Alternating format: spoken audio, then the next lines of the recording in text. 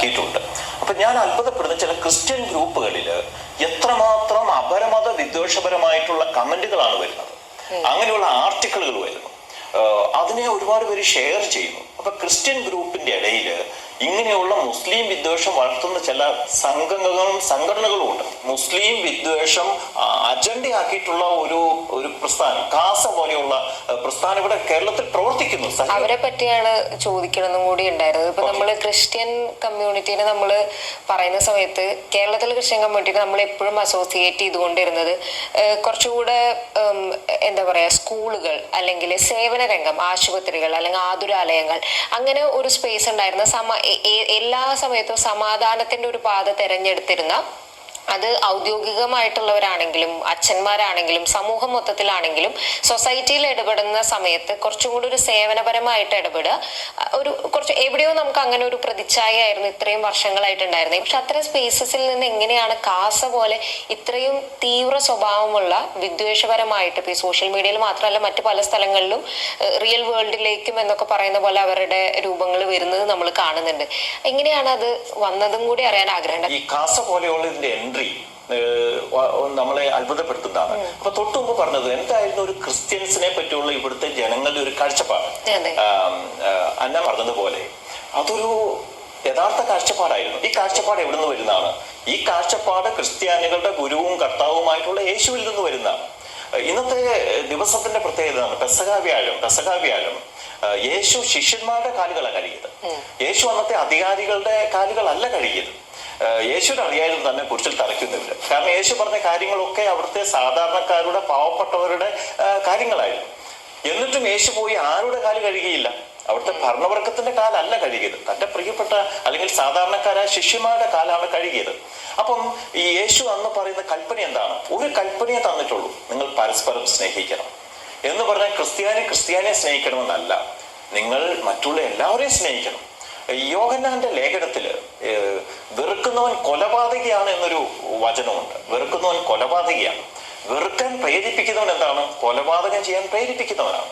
അപ്പൊ നമ്മുടെ ഇവിടുത്തെ പ്രസംഗങ്ങളിൽ വൈദികരുടെ ആരുടെയും പ്രസംഗങ്ങളിൽ വെറുപ്പുണ്ടായിരുന്നില്ല. നമ്മൾ സ്നേഹമാണ് പ്രസംഗിച്ചത്. ഇവിടുത്തെ ആശുപത്രികൾ, ഇവിടുത്തെ സ്കൂളുകൾ, കോളേജുകൾ, ഇവിടെ കത്തോലിക്ക സഭ ചെയ്തിട്ടുള്ള അല്ലെങ്കിൽ ഇവിടുത്തെ ക്രൈസ്തവ സമൂഹം ചെയ്തിട്ടുള്ള നന്മകൾ ആർക്കും വിസ്മരിക്കാൻ പറ്റില്ല. നമ്മൾ വെറുതെ ഇതെല്ലാം കൊടുത്തു എന്ന് മാത്രമല്ല, കത്തോലിക്ക സഭ അല്ലെ ക്രൈസ്തവ സമൂഹം ഈ എഡ്യൂക്കേഷൻ കൊടുത്തു എന്ന് മാത്രമല്ല, ഒരു സംസ്കാരം കൂടിയാണ് രൂപപ്പെടുത്തിയത്, സ്നേഹത്തിന്റെ സംസ്കാരം. അതുകൊണ്ട് ഒരിടത്ത് പോലും ഞാൻ പറയുന്നത്, ഒരു പൊതു സമൂഹത്തിന്റെ പ്രശ്നം വന്നാൽ പോലും അവിടെ ഒരു വൈദികൻ, ഒരു ബിഷപ്പ് ഇടപെട്ടാൽ അവർക്കറിയാമായിരുന്നു അവരൊരു സമാധാനത്തിന്റെ പാതയിലെ അവിടെ ഒരു തീരുമാനം ഉണ്ടാക്കുകയുള്ളൂ. അതുകൊണ്ട് പണ്ടൊക്കെ പല സ്ഥലത്തും അവിടുത്തെ നാട്ടിലെ അച്ഛന്മാര്, ഞാൻ ഇന്ന് പറയുന്നത് ഒരു യഥാർത്ഥ അച്ഛൻ, അതാണ് യഥാർത്ഥ ഒരു ക്രിസ്തീയ അച്ഛൻ ഒരു അഭിമുഖത്തിൽ പറയുന്നത് ആലോചിച്ച് നോക്കൂ. അതാണ് ഞാൻ ഇതിൻ്റെ തുടക്കത്തിൽ തന്നെ അദ്ദേഹത്തിൻ്റെ ആ സംഭാഷണം കുറച്ചു ഭാഗം വെച്ചിട്ടുണ്ട്. അത് അതിൻ്റെ രീതിയിലേക്ക് പുറത്തു വിട്ടാൽ കോപ്പി റൈറ്റോ മറ്റോ വരും എന്ന ഭയത്താലാണ് ഞാനത് ഈ രീതിയിൽ പുറത്തു വിടുന്നത്. അപ്പോൾ അദ്ദേഹത്തിൻ്റെ അത് എന്തുകൊണ്ടാണ് പുറത്തു വിടേണ്ടി വരുന്നത്? ഈ കാലഘട്ടത്തിൽ ആവശ്യമായിട്ടുള്ള സന്ദേശങ്ങളാണ് യഥാർത്ഥത്തിൽ ആ അച്ഛൻ പറയുന്നത്. ആലോചിച്ച് നോക്കൂ, അതും ഒരു ക്രിസ്തുമത വിശ്വാസിയാണ്, ഒരു ക്രിസ്ത്യാനികളുടെ ബഹുമാന്യനായ വികാരി അച്ഛനാണ് അദ്ദേഹം. യഥാർത്ഥത്തിൽ യേശുവിൻ്റെ പാത പിന്തുടരുന്ന ഒരു യഥാർത്ഥ ക്രിസ്ത്യാനി. ആ ക്രിസ്ത്യാനികൾക്ക് അങ്ങനെ തന്നെ പറയാൻ പറ്റും. ഇന്ന് ലോകത്ത് നടക്കുന്ന സംഘികളുമായി ചേർന്ന്, ജൂതന്മാരുമായിട്ട് ചേർന്ന് ഈ നസറാണികൾ നടത്തിക്കൊണ്ടിരിക്കുന്ന ഏറ്റവും നിന്ദ്യമായ പ്രവർത്തനത്തിൻ്റെ നെറികേടുകളെക്കുറിച്ചാണ് അദ്ദേഹം പറയുന്നത്. യേശു എന്തുകൊണ്ടാണ് പാവങ്ങളുടെ കാലാണ് കഴുകിയത്? ദരിദ്രരുടെ കാലാണ്, അഥവാ ആരുമില്ലാത്ത പാർശ്വവൽകൃതൻ്റെ കാല് കഴുകി കൊടുത്തു എന്ന് പറഞ്ഞാൽ അതിലടങ്ങിയിട്ടുള്ള സന്ദേശത്തെക്കുറിച്ചാണ് അദ്ദേഹം പറഞ്ഞത്.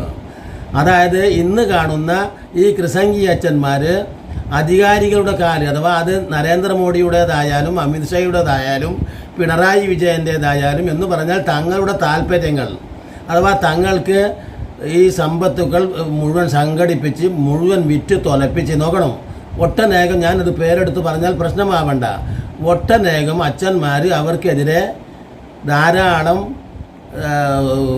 എന്താ പറയുക, അവർക്ക് വരവൊന്നുമില്ലാതെ തന്നെ വ്യക്തിപരമായിട്ട് അച്ഛന്മാരാണ്, ഭാര്യ പോലുമില്ല, എന്നിട്ട് പോലും അവർക്ക് കൂമ്പാരമാണ് സ്വന്തം പേരിൽ സ്വത്തുക്കൾ.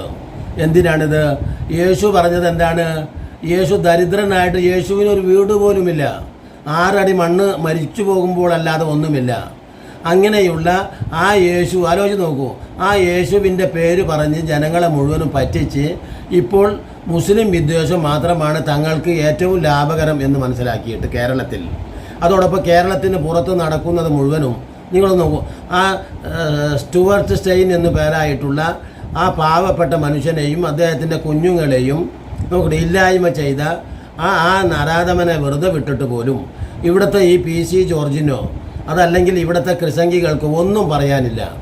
ആലോചിച്ച് നോക്കൂ, 1000 നാവോടുകൂടെ മാത്യു സാമുവൽ എന്ന് പറയുന്ന ഒരു നരാധമനും ഇവിടുത്തെ PC ജോർജും അതുപോലെ തന്നെ ക്രിസംഗികളായ പാലാ ബിഷപ്പ് തുടങ്ങിയ അച്ഛന്മാർക്കും യാതൊന്നും പറയാനില്ല. ആലോചിച്ച് നോക്കൂ, എന്തു സങ്കടകരമായ അവസ്ഥയാണ് യഥാർത്ഥത്തിൽ ഒഡീഷയിലാണ് നടന്നത്. നിങ്ങളൊക്കെ വായിച്ചിട്ടുണ്ടാകും. ആ ഒഡീഷയിൽ വെറും സത്യസന്ധതയോടുകൂടെ ആലോചിച്ച് നോക്കൂ, ആ പാവങ്ങൾക്ക് അദ്ദേഹം വല്ലതും പറഞ്ഞു കൊടുത്തു, ഭക്ഷണം കൊടുത്തു എന്ന് ഒഴിച്ച് നിർത്തിയാൽ അദ്ദേഹം എന്താണ് മരിക്കപ്പെടേണ്ടതായിട്ട് എന്തുചാണ് അദ്ദേഹം ചെയ്ത തെറ്റ്? അതുമാത്രമല്ല, ആർക്കാണ് കഴിയുക? ആ കുഞ്ഞുങ്ങളെയും ആ സ്ത്രീയെയും ആ പാവപ്പെട്ട മനുഷ്യനെയും ആ ജീപ്പിനുള്ളിലിട്ട് ഇല്ലാതാക്കുന്ന അതികഠിനമായ ആർക്കാണ് യഥാർത്ഥത്തിൽ അങ്ങനെ കഴിയുക? ആലോചിച്ച് നോക്കൂ. ഇത്തരത്തിലുള്ള നരാധമന്മാരെ ഒക്കെ തന്നെ നോക്കണം, അവർക്കെതിരെ യാതൊന്നും പറയാതെ നോക്കണം, തങ്ങളുടെ താല്പര്യ സംരക്ഷണത്തിന് വേണ്ടി വായ മൂടിക്കെട്ടുന്ന അച്ഛന്മാരെ കുറിച്ച് ഇന്ന് ക്രിസ്ത്യാനികൾ തിരിച്ചറിഞ്ഞിട്ടുണ്ട്.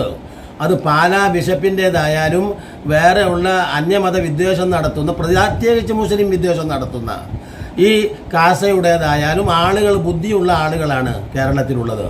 അവർ ഈ നല്ല വികാരി അച്ഛന്മാർ പറയുന്നതിനെ അവർ സ്വീകരിക്കുന്നുണ്ട്, അത് അവരുടെ ജീവിതത്തിൽ പുലർത്തുന്നുണ്ട്. അതുകൊണ്ടാണ് ഈ കേരളം എന്തായി തീരാത്തത്? ഇന്നും ഒരു മണിപ്പൂരോ ഒരു ഗുജറാത്തോ ആയി തീരാത്തതിൻ്റെ പിന്നിൽ തീർച്ചയായിട്ടും ഇവർ അത് എന്നോ ആക്കി തീർക്കാൻ വേണ്ടി ഈ കേരളം ഞങ്ങളൊരു ഗുജറാത്താക്കുമെന്നും ഈ അതോടൊപ്പം തന്നെ ഞങ്ങളൊരു മണിപ്പൂരാക്കുമെന്നും ഒക്കെ ക്രിസംഗികളും സംഘികളും ഒക്കെ പറഞ്ഞ് നടന്നിട്ടും അതിന് ഇതുവരെ കഴിയാത്തത് അതിശക്തമായിട്ടുള്ള സെക്കുലർ പ്രസ്ഥാനങ്ങൾ, അതോടൊപ്പം തന്നെ ഈ പറയുന്ന പ്രബലന്മാരായ മുസ്ലിം സംഘടനകൾ അതിശക്തമായിട്ട് അവരുടെ അണികൾക്ക് വെറുപ്പിൻ്റെ ഭാഷയല്ല താക്കീത് ചെയ്യുന്നത്.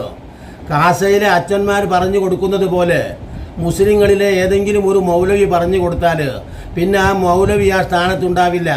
അതിനെ ചോദ്യം ചെയ്യാൻ മുസ്ലിങ്ങൾ തന്നെയാണ് പുറത്തിടുക അയാളെ. എന്താ കാരണം? മുസ്ലിങ്ങൾ പ്രബുദ്ധരാണ്. അവർ എല്ലാ കാലത്തും ഹൈലൈറ്റ് ചെയ്ത് നീതിയോടൊപ്പം സത്യത്തോടൊപ്പം മര്യാദയോടൊപ്പം നിൽക്കുന്നവരാണ് ഇവിടെ. നിങ്ങൾ ആലോചിച്ച് നോക്കൂ, ഈ മലപ്പുറം ജില്ല എന്ന് പറയുന്നതിനെക്കുറിച്ച് അവഹേളിച്ച് നടക്കുന്നുണ്ട് ഇപ്പോൾ PC. നോക്കണം, തികച്ചും 2 ജില്ലയിലെ അല്ലെങ്കിൽ 3 ജില്ലയിലെ ജനസംഖ്യയാണ് യഥാർത്ഥത്തിൽ ഈ മലപ്പുറം എന്ന ഈ ചെറിയ ജില്ലയിലുള്ളത്. എന്നിട്ട് പോലും ഈ ചെറിയ ജില്ലയിൽ ആലോചിച്ച് നോക്കൂ, 3 ജില്ലയാക്കേണ്ട വലിയ ഈ ചെറിയ ജില്ല അഥവാ 3 ജില്ലകളാക്കി വിഭജിക്കപ്പെടേണ്ട മലപ്പുറം ജില്ല തികച്ചും ഇത്രയേറെ ആളുകളുടെ ജനപ്പെരുപ്പം ഉണ്ടായിട്ട് പോലും ആലോചിച്ച് നോക്കൂ, കേരളത്തിലെ മറ്റു ജില്ലകളെ അപേക്ഷിച്ച് കുറ്റകൃത്യങ്ങൾ കുറഞ്ഞ, മനുഷ്യരോട് ഇത്രയേറെ സ്നേഹങ്ങളുള്ള, കാരുണ്യമുള്ള, നീതിയോടെ പെരുമാറുന്ന, വിട്ടുവീഴ്ചയുള്ള ഏതെങ്കിലും 1ഓ 2ഓ ഈ ആരിഫ് എന്നവൻ അന്യായം ചെയ്യുന്നത് എന്താണ്? അധർമ്മകാരി ജാമ്യത വൃത്തികേട് ചെയ്യുന്നത് എന്താണ്? അവരൊക്കെ മുസ്ലിം നാമധാരികളായിട്ട് നടക്കുന്നത് എന്തുകൊണ്ടാണ്? അങ്ങനെയുള്ള അവരുടെ പണത്തിൻ്റെയോ വാക്കിൻ്റെയോ പിൻബലത്താൽ എന്തെങ്കിലും അവിവേകം ചെയ്യുന്നു. ഇപ്പം നമ്മൾ പറഞ്ഞല്ലോ, യഥാർത്ഥത്തിൽ ഈ പറയുന്ന ആരിഫിൻ്റെയും ജാമിദയുടെയും വാക്കുകൾ കേട്ട് മദ്യപിച്ച് ലക്കുകെട്ട് തോന്നിയ മാതിരി ജീവിച്ചു കൊള്ളാൻ പറയുകയാണ്. അതുകൊണ്ടാണ് അഫാനെ പോലെയുള്ള നരാധമന്മാരുണ്ടായത്. എന്നിട്ട് ആ അഫാൻ ചെയ്ത പ്രവൃത്തി പോലും ഈ പറയുന്ന ക്രിസംഗി ചാനലുകളും സംഗീത ചാനലുകളും അത് മുസ്ലിം സമൂഹത്തിന് തലക്കിടുകയാണ് ചെയ്തത്. യഥാർത്ഥത്തിൽ ആലോചിച്ച് നോക്കൂ, നിങ്ങൾ തികച്ചും ക്രിമിനലുകളെ വാർത്തെടുക്കുന്നത് ഇത്തരത്തിലുള്ള മുസംഗികളുടെയും ക്രിസംഗികളുടെയും ആഹ്വാന വലയത്തിൽപ്പെട്ടുകൊണ്ടാണ്.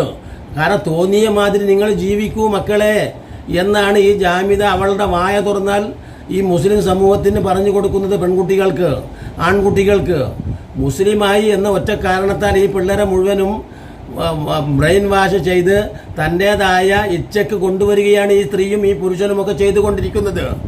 എന്നിട്ട് പോലും ആ മുസ്ലിങ്ങളിൽ നിന്ന് മറ്റു വിഭാഗങ്ങളെപ്പോലെ ക്രിമിനലുകളോ വൃത്തികെട്ടവരോ ഉണ്ടാകുന്നില്ലെന്ന് മാത്രമല്ല, മനുഷ്യസ്നേഹികളാണ്. കാരുണ്യത്തിൻ്റെ ഭാഷ നോക്കണം. അതുകൊണ്ടാണ് ഈ നമ്മൾ പറയുമല്ലോ, വെള്ളാപ്പള്ളി നടേശൻ പോലും ആലോചിച്ച് നോക്കൂ. അഥവാ ഒരു നൗഷാദി എന്ന് പറയുന്ന ഓട്ടോറിക്ഷക്കാരൻ അവിടെ കോഴിക്കോട് മെയിൻ റോഡിൽ മുങ്ങിത്താഴുന്ന നോക്കണം, അവരെ രക്ഷിക്കുന്നതിന് വേണ്ടി തൻ്റെ നോക്കണം എടുത്തു ചാടുകയാണ്. ഒന്നും ചിന്തിക്കുന്നില്ല. അത് മുസ്ലിമീങ്ങളെ പഠിപ്പിച്ച പാഠമാണല്ലോ. ഞങ്ങളുടെ നേതാവ് പഠിപ്പിച്ചതാണ്. അഷറഫുൽ ഹൽക്ക് മുത്തു മുഹമ്മദ് മുസ്തഫ സല്ലല്ലാഹു അലൈഹി വസല്ലമ പഠിപ്പിച്ചത്. പരിശുദ്ധ ഖുർആന്റെ വാക്താക്കളാണ് ഞങ്ങൾ. ഞങ്ങൾക്ക് മൻ ഖതല നഫ്സൻ ബിഗൈരി നഫ്സ് എന്നാണ് പറഞ്ഞത്. ഒരൊറ്റ ജാമ്യത എങ്ങനെ വൃത്തികേട് പറഞ്ഞാലും പ്രചരിപ്പിച്ചാലും അത് ഫലിക്കുന്നതല്ല. ഞാൻ ആ ജാമ്യതക്കെതിരെ നല്ല കോള് കൊടുക്കുന്നുണ്ട്. വിശുദ്ധ ഖുർആനെയും പ്രവാചകനെയും നിന്ദിച്ച് സംസാരിച്ച ആയത്തുകൾ വളച്ചൊടിച്ച് അവൾക്ക് ഏകദേശം ഒരാഴ്ച മുമ്പ് എനിക്കതിന് നേരമുണ്ടായിരുന്നില്ല. അവൾ പറയുന്ന ഈ അധമ വാക്കുകൾക്ക് വ്യക്തമായ അവളുടെ ഭാഷയിൽ അല്ലെങ്കിലും മാന്യതയോടുകൂടെ മറുപടി കൊടുക്കും ഇൻഷാ അല്ലാഹ്. ഞാനിപ്പോൾ കുറച്ച് ദിവസമായിട്ട് സുഖമില്ലാതെയും കിടക്കുകയായിരുന്നു. അതുകൊണ്ടാണ് അപ്പോൾ ഞാൻ പറഞ്ഞത് അത് എന്തുകൊണ്ടാണ് അതിന് പ്രേരിപ്പിച്ചത് നൗഷാദിനെ. വിശ്വാസ സമൂഹം മറ്റുള്ളവർക്ക് ഒരു ചെറിയ അഥവാ അൽ ഈമാനു ബിദുഹും വസബൂന സുഹബത്തൻ ഫഅഫ്ദലുഹാ ഖൗല ലാ ഇലാഹ ഇല്ലല്ലാഹ്. കാരണം വഴിയിൽ നിന്ന് നിങ്ങൾ ഒരു മുള്ളു പോലും മാറ്റി നിർത്തൽ അത് ഈമാനിൻ്റെ 70-ലധികം ശാഖകളിൽ ഒന്നാണെന്ന് പഠിപ്പിച്ച ഈ വിശ്വാസികളുടെ ലീഡർ അവിടെ RSSകാരൻ വരുമ്പോൾ BJPക്കാരൻ വരുമ്പോൾ നിങ്ങൾ വഴിയിൽ മുള്ളി വെതറിക്കോളി, അവരെ പതിയിരുന്ന് നശിപ്പിച്ചോളി എന്നൊന്നും പറഞ്ഞിട്ടില്ല. യുദ്ധക്കളത്തിൽ വെച്ച് മാത്രമേ, അഥവാ കരാറ് ലംഘിക്കുന്നവരോട് അതാതിൻ്റെ സമയത്ത് അതിൻ്റേതായ രീതിയിൽ പ്രവർത്തിക്കേണ്ടി വരും. ആലോചിച്ച് നോക്കൂ. ഞങ്ങൾ നല്ല ഭക്ഷണം കഴിച്ചു തുടങ്ങിയത് മലപ്പുറം ജില്ലയിൽ നിന്നാണെന്ന് പുറത്തുനിന്ന് വന്ന ജില്ലക്കാർ പറയുന്നുണ്ട്. മുസ്ലിങ്ങളുടെ സാഹോദര്യം സ്വന്തം വീടുകളിൽ പോലും ഞങ്ങളെ പുനരധിവസിപ്പിച്ചവരാണ്. അതിപ്പോൾ ഞാനത് പറയുന്നില്ല, പറഞ്ഞാൽ ഈ വ്ളോഗ് നീണ്ടുപോകും. അപ്പം ഞാൻ ഈ പറയുന്നത്, ഈ അച്ഛൻ പറയുന്ന സംഭാഷണം നിങ്ങൾ ആദ്യം കേട്ടിട്ടുണ്ടാകും. ആ അച്ഛൻ ഈ കാസ തുടങ്ങിയിട്ടുള്ള ക്രിസ്ത്യാനികൾക്ക് കൊടുക്കുന്ന ഏറ്റവും മഹത്തേറിയ ഒരു സന്ദേശമാണ്. ആ ഏകദേശം ഒരു 5-10 മിനിറ്റ് കൊണ്ട് നടത്തുന്ന അഭിമുഖം, അതിൻ്റെ ഒരു ചെറിയ ഭാഗം മാത്രമേ ഞാനിതിൽ വെച്ചിട്ടുള്ളൂ. നിങ്ങൾക്ക് അത് സ്വാഭാവികമായിട്ടും ആ ചാനലിൽ പോയി തിരഞ്ഞാൽ, ഞാൻ ആ ചാനൽ വെക്കുന്നുണ്ട്. അതുകൊണ്ട് ആ ചാനലിൽ പോയി തിരഞ്ഞാൽ നിങ്ങൾക്കത് കിട്ടും. ഇനിയും നല്ല നല്ല വീഡിയോകളുമായി നിങ്ങളെ കണ്ടുമുട്ടുന്നത് വരെ നിങ്ങൾക്ക് നന്ദി.